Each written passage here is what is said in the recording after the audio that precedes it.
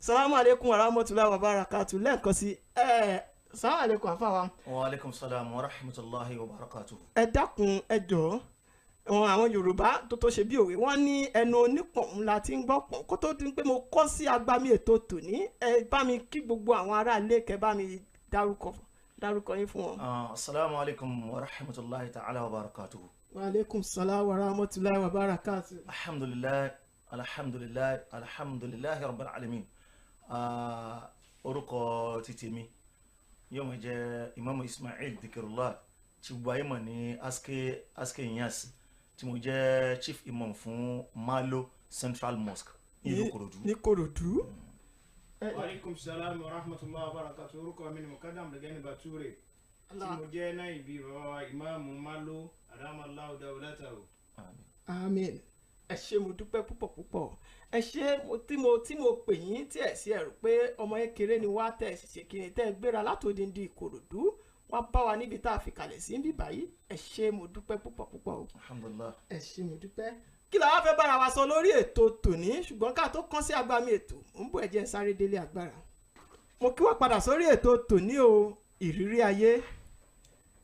Mo ṣe bí àwọn àfáà wa ti dárúkọ wọn sí yín létí lẹ́ẹ̀kan ṣùgbọ́n kó tó di pé a bẹ̀rẹ̀ yín tún fún wọn lórí ọ̀fẹ́ láti dárúkọ wọn sí yín kan láti dárúkọ wọn lẹ́ẹ̀kan sí kí ẹ lè gbọ́ torí wípé ẹni ńlá ní ṣeun ńlá ọ̀jọ̀gbọ́n olóye onímọ̀ ńlá ni wọ́n ká tó rí wọn gbé wá sórí ètò yìí iṣẹ́ ńlá lẹ ṣe o iṣẹ́ ńlá la ṣe fún gbogbo ẹ̀yin tẹ́ ẹ bá ń wò wá pátápátá nílé ẹni ńlá ló wà níkàlẹ̀ yìí o tó salamu alaikum wa rahmatullahi wa barakatuh.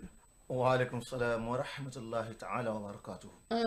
Sheikh Ismail Olúwaṣeun àbí ṣé mo gbà Olúwaṣẹ́gun Ọlọ́run ó sì ṣẹ́gun fún gbogbo wa bẹ́ẹ̀ ẹ dákun ẹ dábọ̀ ẹ bá ń kí wọn lẹ́ẹ̀kan sí kẹ̀sì dárúkọ yín kó tó di wípé a bẹ̀rẹ̀ ohun tá a fẹ́ wá sọ lórí ètò tòní.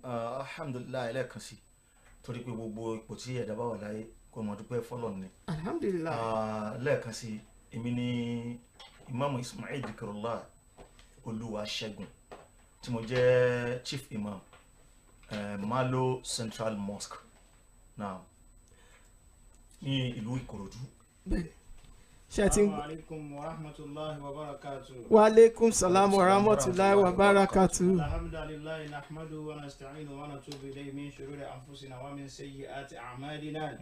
Wa usalli wa usallim ala sayyidina maulana Muhammad sallallahu alayhi wa sallam wa ala alihi wa sahbihi wa sallim. Orúkọ tèmi ni Mukaddam Abdulgani Bature láti ìlú Ìlọrin